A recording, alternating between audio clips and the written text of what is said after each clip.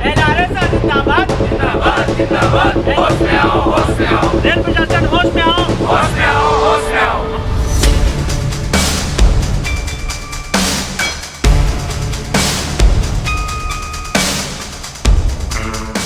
अभी मैं Udaipur railway station पर हूँ, जहाँ पर मेरे पीछे अगर आप देखोगे लंबी लंबी कतार है जो लगी हुई है रेलवे की लगी हुई है। जो सैकड़ों यात्री यहाँ से रोज़ाना जो है एक स्थान से दूसरे स्थान पर सफ़र करते हैं, लेकिन इसको मुख्य जो है इस रेल को चलाने वाले लोको पायलट आज हड़ताल पर है। मेरे पीछे अगर आप देख पाओगे बड़ी संख्या में लोको पायलट हैं, ये सारे जो दिख रहे हैं ये लोको पायलट हैं। अक्सर आप रेलवे में इनको देखते होंगे, ये लोको पायलट हैं और आज ये प्रदर्शन कर रहे हैं। ऑल इंडिया लोको रनिंग स्टाफ एसोसिएशन अजमेर मंडल की ओर से हाथों में तख्तियाँ लेकर ये नारेबाजी कर रहे हैं। अपनी कुछ जो मांगे हैं उनको लेकर 10 सूत्री मांगे हैं और 48 घंटे तक ये भूख हड़ताल में बैठे हुए हैं।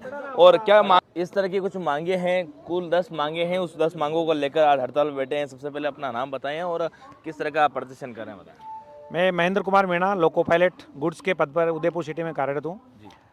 आज पूरे देश में ऑल इंडिया लोको रनिंग स्टाफ एसोसिएशन के तत्वाधान में उनके आह्वान पर पूरे देश की लोबियों पर loco pilot, assistant loco pilot और सारा रनिंग स्टाफ भूख हड़ताल पे है। 2 दिसंबर से सुबह 10 बजे से 4 दिसंबर तक सुबह 10 बजे तक 48 घंटे की हंगर फास्ट पे है। इस दौरान सारा रनिंग स्टाफ भूखे रहकर गाड़ियों के संचालन पे किसी प्रकार की कोई बाधा नहीं डालते हुए प्रदर्शन कर रहा है। सभी लोबियों पर इस टाइप के कुछ प्रदर्शन हो रहे हैं, सब बैठे हुए हैं और अपनी मांगों के लिए हम लड़ रहे हैं, लेकिन फिर भी रेल प्रशासन सुन नहीं रहा है। रेल प्रशासन हमारी कई मुद्दे हैं जो पिछले कई सालों से 2 साल 3 साल से अटके हुए, उन पे कोई ध्यान नहीं दे रहा है और मजबूर होकर हमको ये भूख हड़ताल करनी पड़ रही है, भूखे रहना पड़ रहा है, हमारे अधिकारियों के लिए लड़ना पड़ रहा है।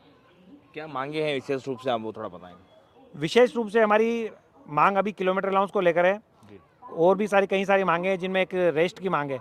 हमको प्रॉपर रेस्ट नहीं मिल पा रहे हैं। जैसे नॉर्मली हमको हेडक्वार्टर पर रेस्ट 16 घंटे का दिया जाता है, लेकिन हमारे उस रेस्ट में से कटौती करके 2 घंटे मतलब एक साइलेंट रूप से काट लिए जाते हैं। 16 घंटे का रेस्ट नहीं देके 14 घंटे हमें कॉल बुक कर दिया जाता है, जबकि नियम है कि 16 घंटे हमको बिल्कुल नहीं छेड़ा जाए। जब ड्यूटी करके आते हैं तो हेडक्वार्टर पर 16 घंटा रेस्ट लेने के बाद ही हमको कॉल दिया जाए, क्योंकि कॉल देने से ही हमारी ड्यूटी स्टार्ट हो जाती है। घर पे खाना बनाना, तैयार होना, नहाना धोना सारा, तो वहीं से हमारी ड्यूटी काउंट की जाती है। तो इस प्रकार से 2 घंटे तो हमको जो नॉर्मली रेस्ट है उसमें से हमारी कटौती की जा रही है। इसके अलावा जो अदर डिपार्टमेंट हैं, अदर ड्यूटीज़ हैं स्टेट में कहीं भी, तो एक वीकली रेस्ट फिक्स दिया जाता है। 7 दिन में एक रेस्ट, 6 दिन के बाद 7वें दिन में एक रेस्ट दिया जाता है। तो हमारे रनिंग में भी वो है कि 6 दिन के बाद आपको एक 30 घंटे का रेस्ट दिया जाएगा, लेकिन इसमें भी हमारी कटौती की जा रही है।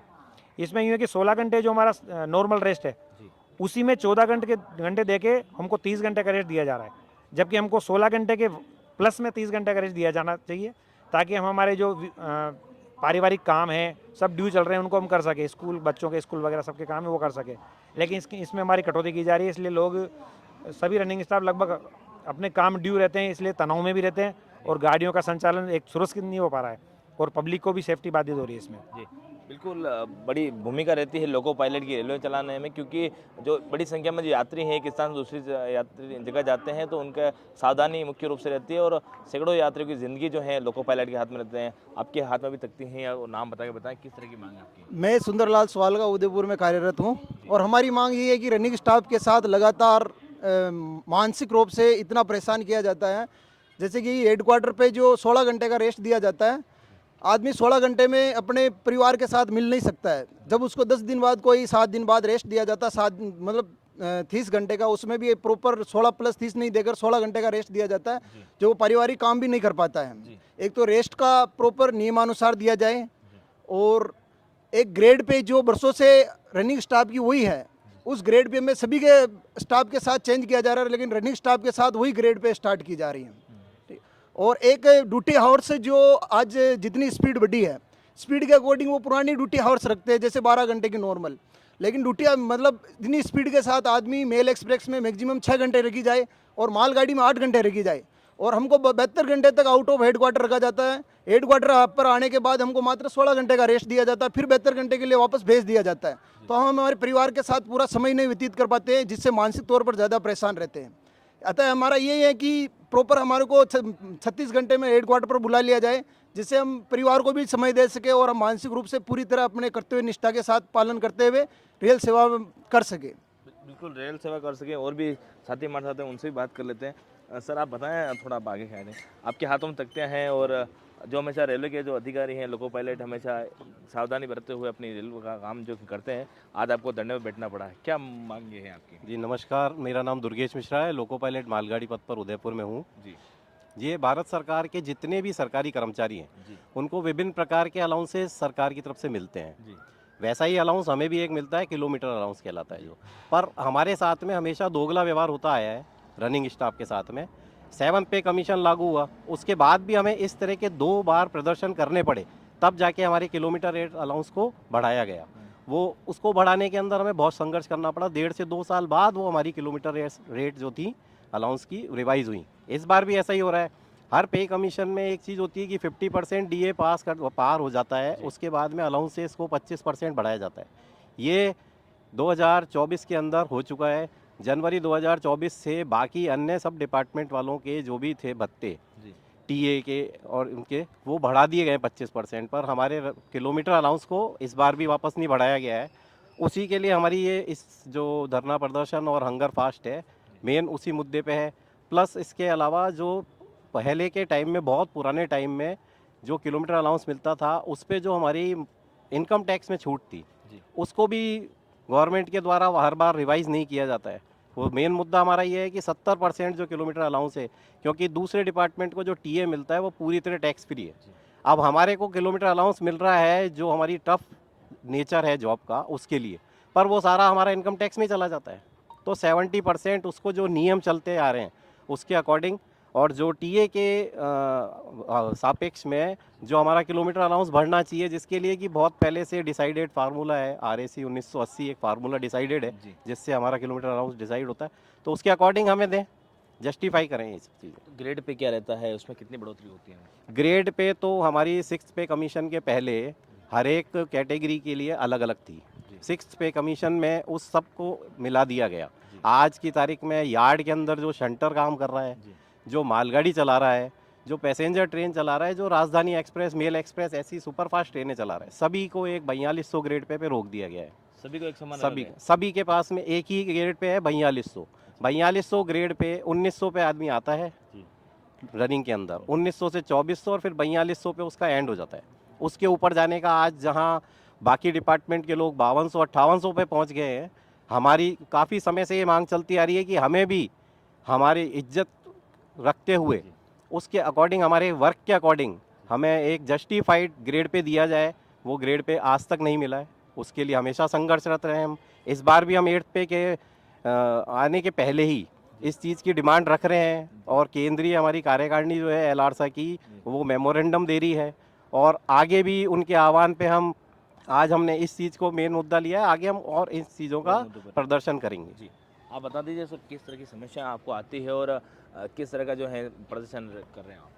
सर हमारी समस्याएं, जैसा कि हमारे साथी जो भाई ये उन्होंने बताया कि हम केंद्रीय स्तर पर ये चीज़ कर रहे हैं, तो विभिन्न प्रकार की जो ये समस्याएं आज से नहीं है, ये बहुत अरसों से चल रही है। लेकिन हमारी सरकार को ऐसा लगता है कि ये हमारी समस्याएं जैसे हम नई क्रिएट करते हैं, तो ऐसा कुछ भी नहीं है। बहुत समय से ऐसी डिमांडें हैं, वो ये समस्याएं हमारी इसीलिए पूरी नहीं करना चाह रहे हैं शायद, कि अगर ये कर देंगे तो इनकी नई डिमांडें और पूरी ये और लेके बैठ जाएंगे।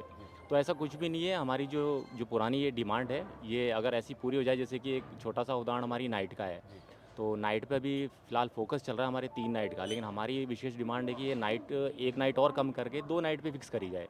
क्योंकि हमें ऐसा लगता है कि हम जैसे रात्रि में जब ऑफ ड्यूटी करके घर पहुंचते हैं और फिर वापस से हम कॉल लेते हैं, तो रात्रि के अंदर तो रात्रि में निकल जाते हैं। तो कहने का मतलब, हम हमारे बच्चों को नॉर्मली ऐसे बढ़ते हुए नहीं देखते हैं, हम हमारे बच्चों को ऐसे बढ़ते हुए देखते हैं। तो नाइट हमारी ये फिक्स करी जाए 2, ताकि हम भी हमारी जो नौकरी के साथ साथ जो हमारी सामाजिक जीवन है, वो भी हम सही से हमारा बिता सकें। बाकी नौकरी पे हमारा फोकस है, ये बिना नौकरी के तो खैर हमारा भी जीवन आसान नहीं है, नौकरी के साथ ही है। तो हम ये चाहते हैं कि हमारी जो मुख्य मांगे हैं, जो हमने हाईलाइट कर रखी है, इसके ऊपर रेल प्रशासन की आंखें खुले और वो हमारे प्रति थोड़ा सहानुभूति बिल्कुल सहानुभूति दिखाएं। और किस तरह का प्रदर्शन आगे रहने वाला है? अभी तो 48 घंटे का आपने अल्टीमेट दिया है, अब पूरे देश भर में चल रहा है प्रदर्शन। आपकी केंद्रीय कार्यकारिणी की जो वरिष्ठ जो हैं अधिकारी उनसे क्या बात चल रही है? देखो, इन सब मुद्दों को लेकर केंद्रीय कार्यकारिणी भी कोशिश कर रही है, समय समय पर सेंट्रल गवर्नमेंट, रेलवे बोर्ड सबसे मुलाकातें कर रही है। एक लीगली सब प्रोसेस कर रखा है, लेकिन अभी तक भी वो मानने को तैयार नहीं है। अभी उसी को लेकर ये 48 घंटे का अंडरपास किया है। अगर अभी भी रेलवे बोर्ड और रेल मंत्रालय ये चीज़, फाइनेंस मिनिस्ट्री ये चीज़ नहीं मानते हैं, हमारी मांगों को, डिमांड को पूरे नहीं करते हैं, तो आगे हमारी सेंट्रल कार्यकारिणी ने अभी जनवरी में राष्ट्रपति के नाम ज्ञापन के लिए दिया है, और पूरे देश में सभी लोको पायलट्स मिलकर अपने हस्ताक्षर करके राष्ट्रपति के नाम ज्ञापन देंगे और उनके पास जाएंगे। अगर तब भी नहीं मानता है तो उसके बाद हमारी जो सेंट्रल कार्यकारिणी आगे जिस प्रकार के प्रदर्शन के लिए उसके लिए करेगी। संगठन है आपके, तो रेलवे में आपकी जो लोको पायलट की कम से 5 से 6 संगठन बने हुए हैं, सिर्फ आपका जो संगठन है वो भी हड़ताल कर रहा है कि और संगठन का आपको समर्थन नहीं मिल पा रहा है क्या? देखो, रेलवे में सब प्रकार के संगठन है और भी है, लेकिन हमेशा हमारे साथ धोखा हुआ है। दूसरे संगठन हमारी आवाज़ उठाते हैं, लेकिन साइलेंट मोड में उठाते हैं, फॉर्मेलिटी टाइप में। हमारी पूरी मांगों को एक मजबूत तरीके से नहीं उठाया जाता है, इसीलिए हमारी आज ये हालत हो रही है। अगर शुरुआत से हम सब संस्थाओं में चंदा भी देते हैं, सबके साथ भी रहते हैं, उनके प्रदर्शन में शामिल भी होते हैं, लेकिन फिर भी ये संस्थाएं हमारी मांगों को पूरे पुरजोर तरीके से वहाँ पर नहीं उठाती है। अगर पुरजोर तरीके से उठाती तो आज स्टेशन मास्टर, ट्रेन मैनेजर जिस मुकाम पे है, उनकी ग्रेड पे जहाँ हैं, हम वहाँ होते। हम कहाँ हैं आज, हम कहाँ हैं और वो कहाँ हैं, ये चीज़ देखो आप। अगर वो ध्यान देती तो आज हम यहाँ नहीं होते। कितने लोको पायलट उदयपुर में हैं? उदयपुर में अभी 150 लोको पायलट है, 150 लोको पायलट स्ट्रेंथ है, और सारे इस धरने में शामिल है। ऑल इंडिया लोको रनिंग स्टाफ एसोसिएशन की सभी ने सदस्यता लेगी है। 100% यहाँ पे ऑल इंडिया लोको रनिंग स्टाफ एसोसिएशन के सदस्य हैं। जी, तो इनकी ये 10 सूत्री मांगे थी जिन्होंने ये रखा, और जब तक इनकी मांगे नहीं पूरी हो जाती तब तक ये इनका प्रदर्शन जारी रहेगा। विभिन्न समय पर, अलग अलग समय पर जो है अलग अलग मांगों के साथ ये प्रदर्शन करते आए, और इनका साफ तौर पे कहना है जब तक हमारी मांगे पूरी नहीं होगी तब तक इस तरह की जो है आंदोलन जारी रहेंगे, क्योंकि हम जो हमारा हक है वो हम लेके रहेंगे। जिस तरह से लोको पायलट जो मेहनत करता है और एक स्थान से दूसरे स्थान पर यात्री को लेकर जाता है, और काफ़ी सुविधापूर्वक जो अपना काम करते हैं, तो उसका मेहनती जो भत्ता है उनको मिलना चाहिए। इस पूरी खबर पर मैं कैमरा सहयोगी प्रिंस वर्मा के साथ पूरन प्रजापत, उदयपुर।